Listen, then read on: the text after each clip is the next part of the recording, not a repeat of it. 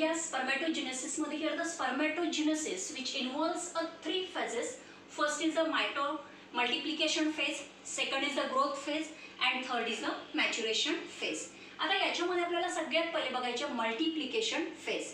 Here in this phase first the primordial germ cells. आता हे जे प्रायमॉर्डियल जर्म सेल्स आहेत, दीज प्रायमॉर्डियल जर्म सेल्स की ज्याची प्लॉइडी लेव्हल डिप्लॉइड असते, these primordial cells which undergo the repeated mitotic division. की या primordial सेलचं repeated mitotic division होतं. एक लक्षात घ्यायचं, आपण 11वी मध्ये आपण सेल डिव्हिजन हा चॅप्टर बघितलेला आहे की ज्याच्यामध्ये मायटोटिक डिव्हिजन किंवा आपण त्याला मायटोसिस म्हणतो आणि दुसरं आहे मिओसिस. याच्यामध्ये मायटोसिस मध्ये जर हा डिप्लॉइड सेल जर असेल, याचं जर मायटोटिक डिव्हिजन होत असेल तर here this division is equal, की याच्यामध्ये इक्वेशनल डिव्हिजन होतं, म्हणजे it produce a 2 similar cells की ज्याची लेवल सुद्धा प्लॉइडी लेवल सुद्धा कशी असेल, डिप्लॉइड असेल. म्हणजे एका डिप्लॉइड सेलचं त्या ठिकाणी मायटोटिक डिव्हिजन होऊन 2 सारखे सेल्स त्या ठिकाणी प्रोड्यूस होतात. पुन्हा या जर सेलचं या ठिकाणी मायटोटिक डिव्हिजन जर झालं तर it produce a similar cells. पण मिओसिस मध्ये जर आपण बघितलं तर या मिओसिस मध्ये जर हा डिप्लॉइड सेल असेल तर या डिप्लॉइड सेलचं या ठिकाणी रिडक्शन डिव्हिजन होतं. म्हणजे या ठिकाणी आपल्याला जो सेल मिळेल तो कसा मिळेल, हॅप्लॉइड मिळेल. तर या 2 गोष्टी आपल्याला याच्यामध्ये लक्षात ठेवायच्या आहेत. तर बघा, आता पहिली जी फेज दिलेली आहे मल्टिप्लिकेशन फेज, या मल्टिप्लिकेशन फेज मध्ये primordial germ cells which undergo the repeated mitotic division and produce a large number of the spermatogonia.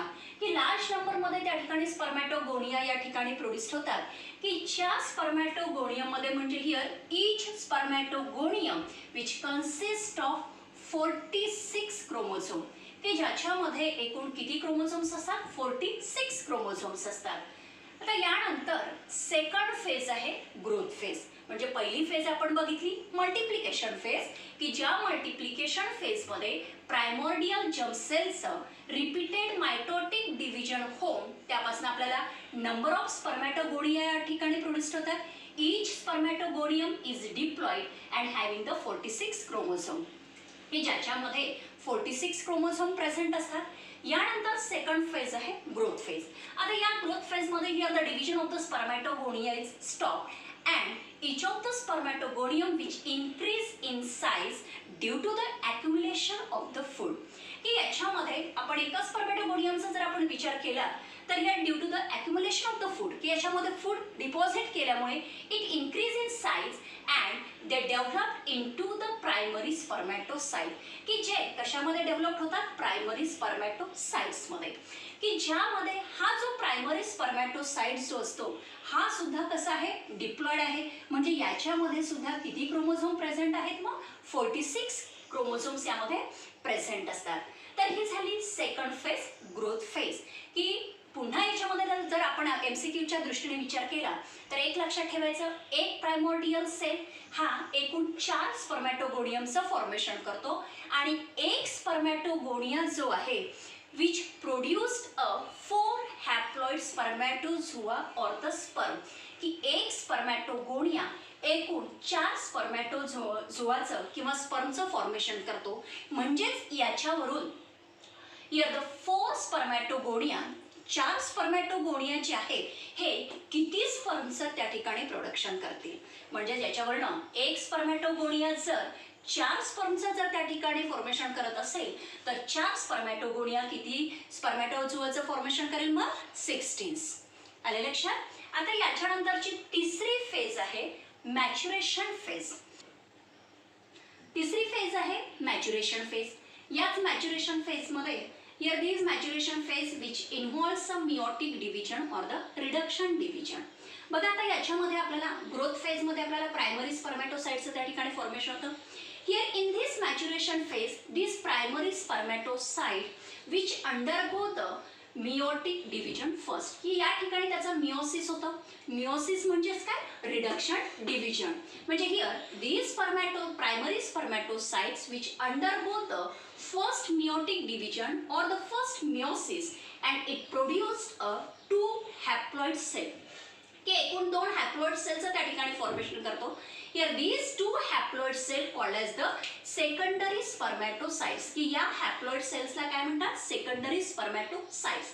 मग आता याच्यामध्ये बघा, या ठिकाणी 46 क्रोमोझोम्स आहेत, याची प्लॉइडी लेवल काय आहे, डिप्लॉइड आहे, आणि यामध्ये या प्रायमरी स्पर्मॅटोसाइट्सचं रिडक्शन डिव्हिजन झाल्यानंतर here it produce a 2 haploid cells, म्हणजेच या सेकंडरी स्पर्मॅटोसाइटची प्लॉइडी लेवल काय राहील, मग हॅप्लॉइड राहील. And it consist of how many chromosomes, 26 chromosomes. की याच्यामध्ये एकूण किती क्रोमोझोम्स, 23 क्रोमोझोम्स. की यामध्ये या हॅप्लॉइड सेलमध्ये, एका हॅप्लॉइड सेलमध्ये म्हणजे सेकंडरी स्पर्मॅटोसाइट्समध्ये एकूण किती क्रोमोझोम प्रेझेंट असतील, मग 23 क्रोमोझोम्स.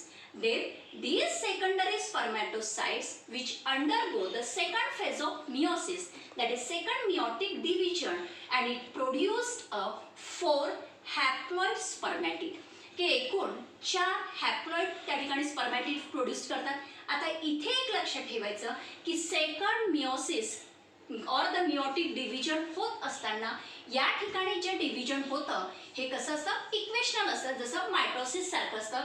म्हणजे इथे सुद्धा आपल्याला एकूण किती हॅप्लॉइड सेल्स त्या ठिकाणी प्रोड्यूस होतील, 4 हॅप्लॉइड सेल, आणि ज्याची प्लॉइडी लेवल काय राहील, मग हॅप्लॉइड म्हणजेच का एन राहील.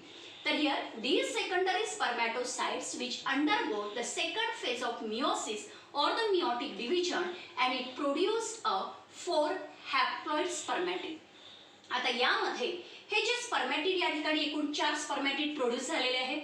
हे जे स्पर्मॅटिड असतात हे नॉन मोटाईल आणि नॉन फंक्शनल असतात, आणि नॉन मोटाईल आणि नॉन फंक्शनल असल्यामुळे here these spermatid which undergo the process of spermiogenesis and it produce a 4 haploid spermatozoa or the sperm. की स्पर्मिओजेनेसिस या प्रोसेस मध्ये गेल्यानंतर हे स्पर्मॅटिड काय फॉर्म करतात, दे प्रोड्यूस अ 4 हॅप्लॉइड स्पर्मॅटोझोआ और द स्पर्म. आता स्पर्मिओजेनेसिस म्हणजे काय, या प्रोसेस मध्ये काय होतं, during the process of spermiogenesis, की स्पर्मिओजेनेसिस प्रोसेस मध्ये here these spermatid which increase in their length, की त्याची लेंथ इन्क्रीज होते. त्याचबरोबर या स्पर्मॅटिड मधील जे सेंट्रिओल्स असतात, this centrioles are rearrange as a proximal centriole and the distal centriole. याचबरोबर यामध्ये जे मायटोकॉन्ड्रिया असतात, here these mitochondria which becomes a spirally coil and the acrosomes which is form from the Golgi complex, की जे ॲक्रोझोम्स असतात हे ॲक्रोझोम कशापासून form होतात, गॉल्जी कॉम्प्लेक्स पासून.